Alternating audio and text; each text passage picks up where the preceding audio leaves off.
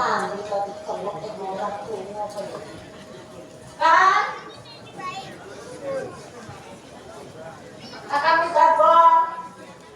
Ono Bu, Adi, kok bengak kuwi wis tak rungokake. Aku iki sik krungu. Ngerasa bengak-bengok. Oh, kok jablok. Dene nang bengak-bengok era iki lho, Kang. Oh, iki bengak-bengok lho ora krungu iki endi to? Ale kowe bengak-bengok esek kan mergo kowe iki ngembur mabuk iki kok.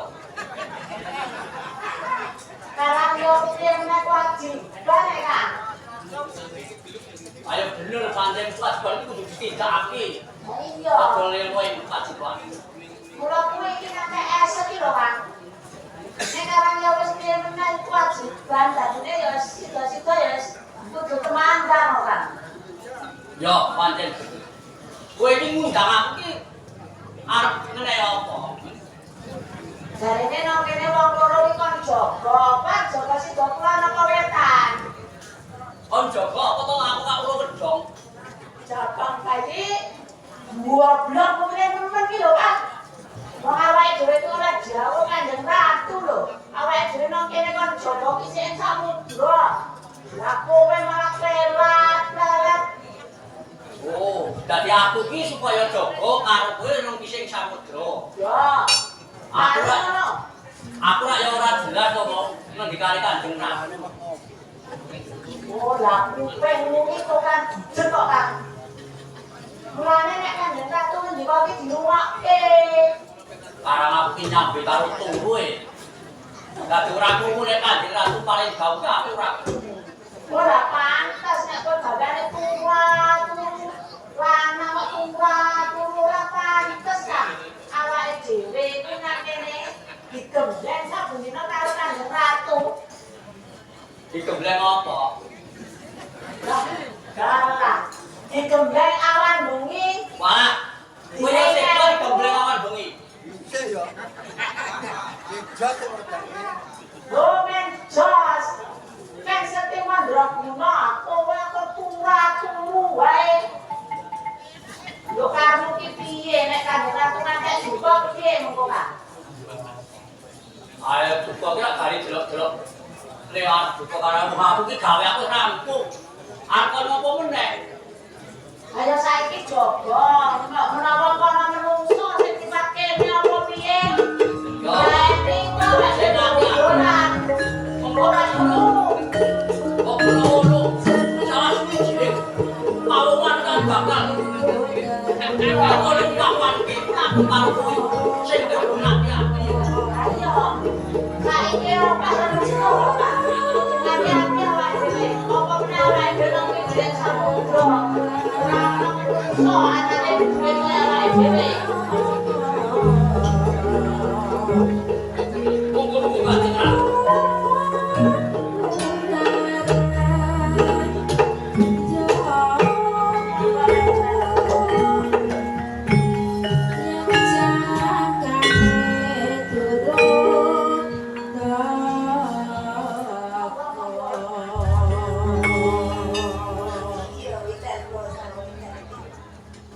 Kul kados pundi Kanjeng Ratu? Padha slamet-slamet nindakake cicilan sampeyan kita kene tidak basa iki. Panas kejalur Kanjeng Ratu. Sedaya sami Kowe iki nek matur sing bener nono kaya Kanjeng Ratu. sak aku, Kang. Pidarga saka widati Kula Kanjeng Ratu. yen tak mireng-mirengke. Kowe iki padha aduh kadudon ing rembug apa? Anu, Rembug apa? Ayo kowe tau jariku sing dong lek kowe Apa gawe kowe apa ora Kanjeng Ratu? kurang anggon mukti ana samudra kidul kene? boten Kanjeng Ratu, boten. Terus sing tok rembuki apa pidarga iki? Nyuwun sewu Kanjeng Ratu. Iya, piye? Kowe iki dong ora ngendikane Kanjeng Ratu. Ayo nek kok matur. Pidarga saka widati. Piye kados pundi Kanjeng Ratu? Kowe wong loro kuwi wis tak percaya. Jaga tak wates samudra kidul. Nggih.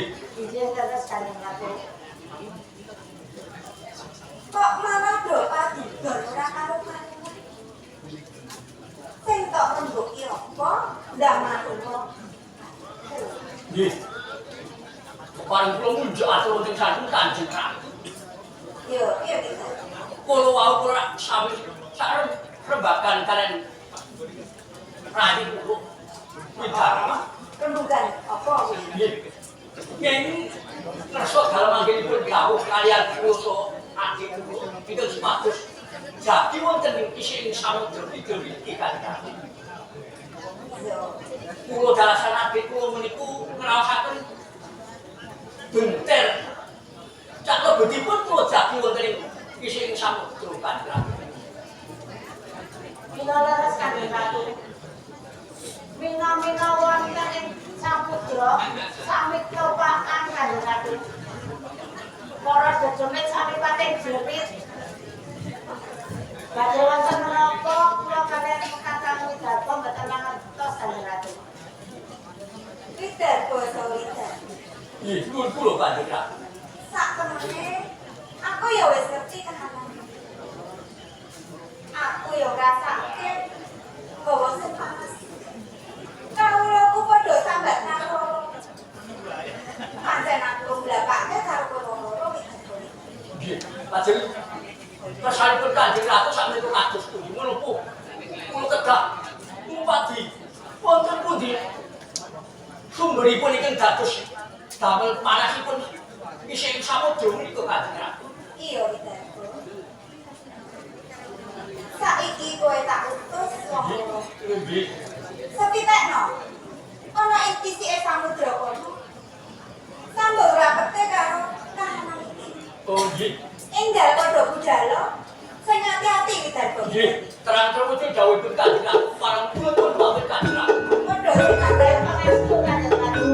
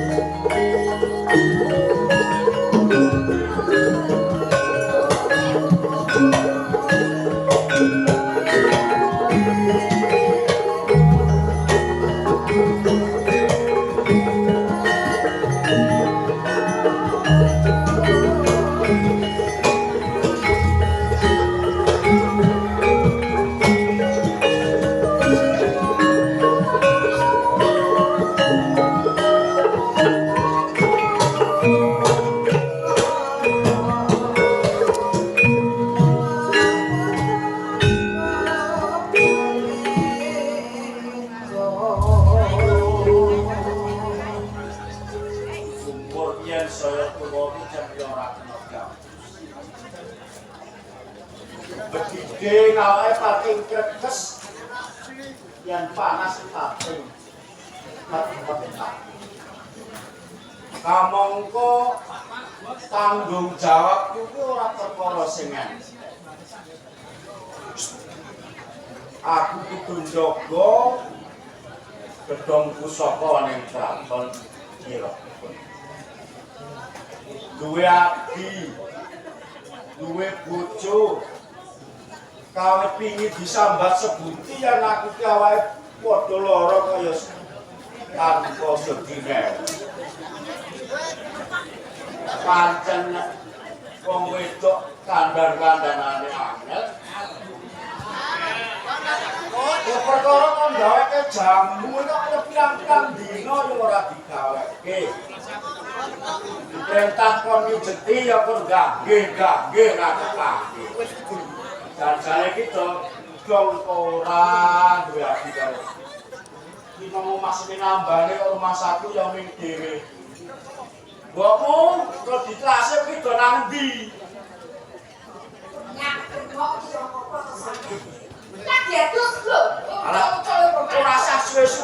adus karo ora ya padha wae. Mbak Yu lho, Mbak Yu. Ngisor kon dhuwur, nek dhuwur ya kae dicokake dhewe. Ayo gentenan kan duwe. Mbak Yu ngisor. Wes tak nggo kursi kae dicepake gitu. Mbak Ayu mene ayo diladeni. Ya biasanya Mbak Yu ki yang mangkok kan. Ayo. Biasanya kita jalur diladeni. Karena diladeni, kira dulu. Nyayunya. Ya aku iki mangsane wis tuwa. Mulane rek temandan ki ya alon-alon. Ayo tunggu piye? Nek dene aku kecilno bapakmu. Ya biak-biak ya pisan kurang pindho kokean. Wah bingungake. Nek anu lho, Kang. Iya piye? Aku tuwa ki nang ndengar. Nek lek ora ndengar aku neno. Kok memang pinter wae kaya tidak makan yang menunggu gitu sih. Aku nang kene aku pergi karo Mbak Yu dadi keladung. Mbokmu lan kowe ditrasi. Piye ta? Sampeyan ki kenapa? Janjane kowe iki dodong apa ora kok. Aku ki lak wis pirang-pirang dina kepara wis seminggu punjul sambat awak doloro kabeh. Baru ngetok-ngetok. Kowe tak kon mijiti ya ora mangkat. Kae meneh kae. Nek aku makan lho, Kang. Ajamu Kowe nang nang pendopo. Berarti torono. Kalau ora kok pasrah kowe aku ora ngerti yang Mbak Yu kan kadung ngadekke. angka mongko asline aku ki nek jamu ki ya ana agene ora kok mimpae kabeh. Ora perlu aku dijelas. Nah, dulu siap. Lho bebek sing nompet. Alah, Kang. Ora dipengke kabeh. Kan Pak Imo. Wah ya pokean ki kowe loro wae. Nek ngerti ora nek Mbak Yu kita. Apa? Aduh dulu. Ya lah dua-dua nyatane nek dhewe karo mati. Sebenarnya aku mbok sampeyan niku nek ngarani wong niku mbok ora waton. Kula niku lelaki kare sampeyan kurang piye? Sampeyan niku nyuwun kan lagi nyoba wae aku iki temandan. Ora lagi. Lah wong rasane awake iki ya wis ora karuan tenang iki tak sambat mriki. Ala ya men padha adate bapakane iki men. Ala ya aku bingung. Tapi jadi aku belum dijeti. Aku kok simek sih. Ini Aku ngomong, nek percaya yang kowe iso mijeti. Nek bektine wong wedok karo wong lanang ki nek bojo njaluk. Nek ora bukti tak dijeti. Tapi jadi. Ya wis engko.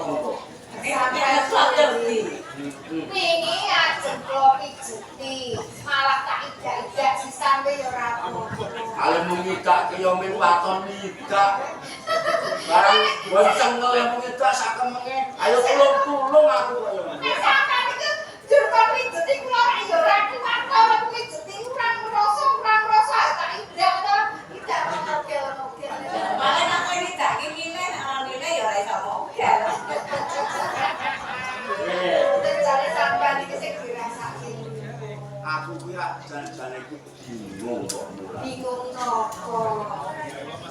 Ngrasake kahanan awak sing ora kepenak. Kowe rak yo mangerteni. Napa? Yen aku duwe sampeyan gawean sing kamuku barang ora. Amulane to. Sampeyan ku wis wong tuwa. Nek temandan niku boten sakit kok nyuto. Nek sampeyan ku duwe kewajiban de pakaryan sing baku. Ya sing ngomong niku pun to bisa. Kalau dipasake wong liya mawon. Ora apa-apa dikandani, apa-apa dikandani. Dasar sampeyan niku awake lumrah sampeyan sabar. Jan-jane iki sakine yo ming mai karo mbokku. Napa? Aton aku perintah sendika. Awong perintah saiki nandhangi yo mbok kapan kok dadi Ini ora nyawang-nyawang. Nek wong kene iki agek kandhani siji kok ya ora bisa gak tambahi. Lalu gawe liya-liyane kajenge di kampung wis sikit mengko lagi temandan liyane. Ora iki lagi rong napa wis ditambahi meneh. Ayo nek kosok kula sampe penak garek kok perintah rono perintah brek. Ada orang. Jenengan tak kecap. Wah, nabok. Pirang-pirang tekak. Ngerti lho bene nek Kowe kok ora yo. iki. Adikku wedok ki ana ing omah kene iki rak yo bagian tuh gawean. Elah, niki lho. Ini apa teman-teman. Kalau sabu dina kan mogok-mogok linang nang pojokan. Kalau biasanya nginang ya toh. Rasa Kalau nginang ki ra penak. Bisa kemandang apa-apa kula iki dhewe. Ora ono sing ngewangi sing iki sing ngewangi. Ya nek kami niku ora diaturke Piye sampean niku wis sambat karo-karo bendina ya wis tak cerai tak pijeti. Tak pernah terus. Aku men didukani. Lungguh. Ya. Saiki mbokmu lungguh aku tak duwe pengumuman sing rada mau muni-muni rasa cerai kon mbok aku nek sahur manuk karo kowe iki ora bakal mau tekke mesti kok ujung-ujunge apa? eh Nek kok sahur ora apa-apa. manuk e ngurusi sapa sahur kok Sahur selang sahur. Ngene. Sampeyan iku ajane apa wonten apa? Pripun karepe pripun? Wis, fokus manut karo sampeyan lho. aku tak omong ngomongno sing lan kowe dijelas Pripun. aku kuwi duwe jejiban ana ing kraton Cirebon jaga ing gedung Busa kamangka kahanan awakku iki wis apa seminggu ki ora karo-karo lan mula saka kuwi aku duwe pengangen-angen aku njaluk ikutmu lan lah awak dhewe iki lak duwe anak lanang lan Sutajaya sing wis dewasa Nggih, karepe sampeyan. aku tak takon karo mbokmu lah umpama gandeng tangan awakku ki lagi ora keduga yang aku nanggawi gawean ana iki nek umpama gawe aku ki disuli kelak Sutajaya mung kowe piye Kula niku malah nggih. Anu nek ngoten niku Pak. nek kowe dikasih Ngono baku. Lalu seneng. nah piye Disuli anake sampeyan. Lah kok nek mboten dadi kesalahan. sing rasa dikareke Lah sing kare iki gawean sampeyan niku. perkara kuwi perkara sing gampang mbok kabeh iso di Nek asal aku kasih aku Sutajaya nyaket oleh nilai bapak wong yo wis gede. Iku ora kok iki jeneng-jeneng supaya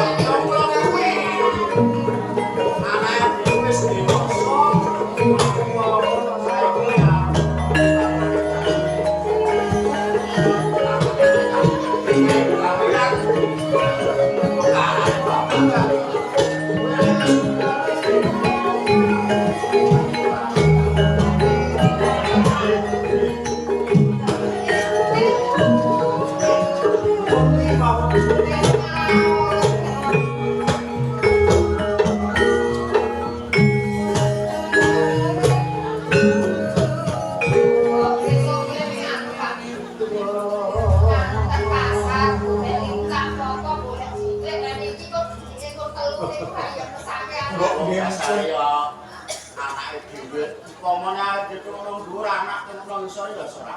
Nah, mboten napa-napa wong dasare nggih mboten niku kok. Aku memang mburi iki sing nyambut gawe lho. Kok Sutajaya ngono. Sutajaya nyambut gawe ora ngandel.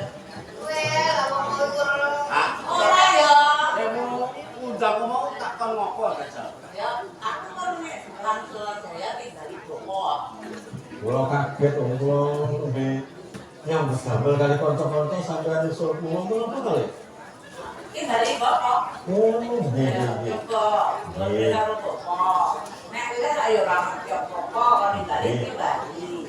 Wong adate sampeyan ku napa-napa ngerti Nek ngoten boten lho. deh. Ora ya. Lah ya lain kan. Mboten napa-napa niku ngajari kula basa. Oh iya. Nggih. Mboten napa to, yo? iki lho kami pengen ono sing ditunggu sajak tiba-tiba saben dino nggih kula temu ora tau ndika Iki ora gatekke kan dino yo. Oh. Iki kan roti ngate aku mireng buri ngate kaya Kesan iki pun apa diundangke dipun sing nambani.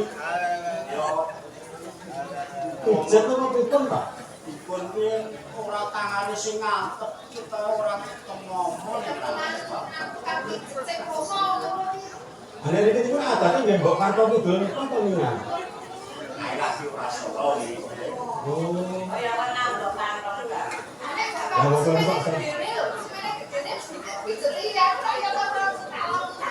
Lan kene selingane niku ora napa ora carane niku ora ora selingane. Niku ora kepenak to, ora napa nggih. Rasane mboten kepenak lagi. Kurang niku niku nggih kepenak. Seminggu nanti rasane ora kabeh. Ini anakku langsung aja. Nggih, pripun? Pancen bener dan mutasi mau aku kongkonan kita jaya supaya nyelawan sampai Nggih. sini gue mesti kaget karena bener itu orang yang jagoan biasa kok dengaran ini di undang belum mesti Nggih, nggih. Sesane pripun?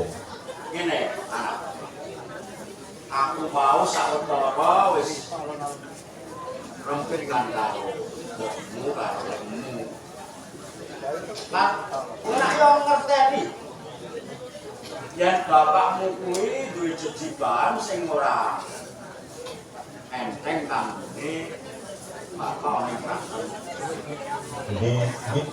Kula ngerti, Pak. Nggih. aku kira kan duwe tanggung jawab jaga ning gedung pusaka ning kantor Nggih. kamangka kanane bapakmu ki wis kok seminggu awake ora pulih. Umur ya saya tuwa, iki ora kok saya sok. Iki kok umpama.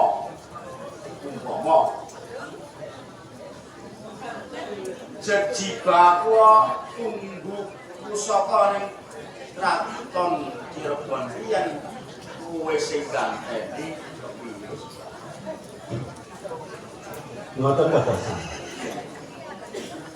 Nggih nek pancen niku pun dadi kersane Bapak. Mestine kula pinangka anak nggih anake manut to, Pak. Niki wis manten kula niku dereng ate. Sowan teng Kasultanan Cirebon. Terus tata carane teng kraton niku pripun?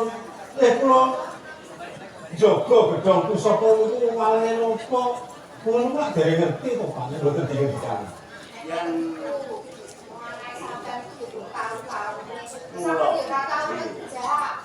kalau kahanane wingi aku kira yo kahanan awak sehat waras. Dadi sutajaya pancen 8 taun tak sowan. Kalau jangan itu iso ngerteni nek gawean iso nyambut gawe iki kalau ngono gaweane. Nek sakniki lho sampean niku wis ora penak awake kok nyuli anake. Kamu kok anake 2 tahun tahune. Nek ora ketemu ngono lho. Ini Nggih, pripun? aku percaya yen kowe pancen urung tau sowan ning kraton. Nggih. Mengko yen kowe tekan ning kraton Cirebon matur wae yen kowe iki anakku lah. Oh, Unjuk atur wonten ing kraton Cirebon kula menika anakipun. nggih. Nggih, Pak. Nggih. Wong nang kono wis ana sing igoke gaweane. Akeh sing nampa Ono ngoten. nang kono dadi kowe ora sak kuwatir dan kowe iki ora bakal iso mandi mesti iso. Nggih, nggih. Engko Nggih, kula tulis ning kono tak jenenge bapakku. kula matur dhewe iki nggih. Sing mbok malah-malah menika nggih, Mbok. Tau melu. Kula ora ketang pisan pindho wis tau. Nggih. Lah ngene laksana aja. Pripun? Kowe kuwi minangka anake lanang. Sing bakal dadi suling bapak nang pegawe ana ing kraton. Kowe tak kanteni sifat kandel sing biasane tak temok. Lan mengko kandeng ratu ora bakal pangling yen terus mesti kabumane. Oh, nggih. Nek kula nganti pusaka niku, kraton niku kendha prisa iki mesakane Bapak. Nggih. Siji welengku. Nipun. Sifat kandel iki ana mewalre. Nggih. Nipun. Apa kowe iki anak lanang ya wis akeh dewasa. Wis mangsane terak karo pusaka. Yang kowe nyekel pusaka iki kepalane siji sing ora nata tenan. Napa niku? Kowe yang nyekel pusaka iki ora kena tedak marang wani. Ora oleh cerak kali. Kok bocah wadon. Kampangane ora kena kowe iki kok sambung tresna karo bocah wedok. Umpama ning dalan ketemu wong wedok. Ya cukup dipatake, ora usah nganggo rasa bocah ayu. Nek kok cukup dipatake ayu ora. Nek batin ra Ora apa sing penting ora kena sambung tresna sakotara yen kowe nyekel pusaka iki ganteni gaweane bapak. Kowe Nggih. sago apa ora sedadak? Nggih. Pripun mawon kula niku anak sampeyan. Iya, Sing kudu tansah bekti karo wong tuwa. ya matur. Kula sedekane, Pak. Yang ngono resipi Kampanana kowe enggal gugala ning Kraton Cirebon matur orang Kraton Cirebon. Yen kowe tak pinangka gantine bapak jaga gedung pusaka ingkang cukup Kampanana. Nggih. Matur nuwun, Pak. Sing akeh. Pak, Bu, Lek. Buat ngabot aku bekti marang wong tuwa. Tak tindakne jame bapak. Pangestu pun bapak kula suwun. Pangestu panjenengan kula suwun yo. Nek aku sing tak jaluk.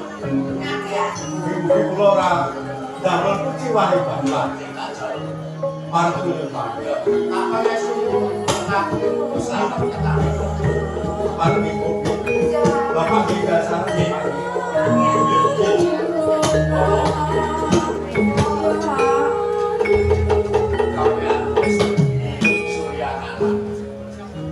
Sawetara aku pengen ngasih kula tinggal dereno aku pun cinta nang jenenge kowe kasih jamune belum. Ambil kamu selamat, kula Sukajaya tekani Kraton Cirebon kanthi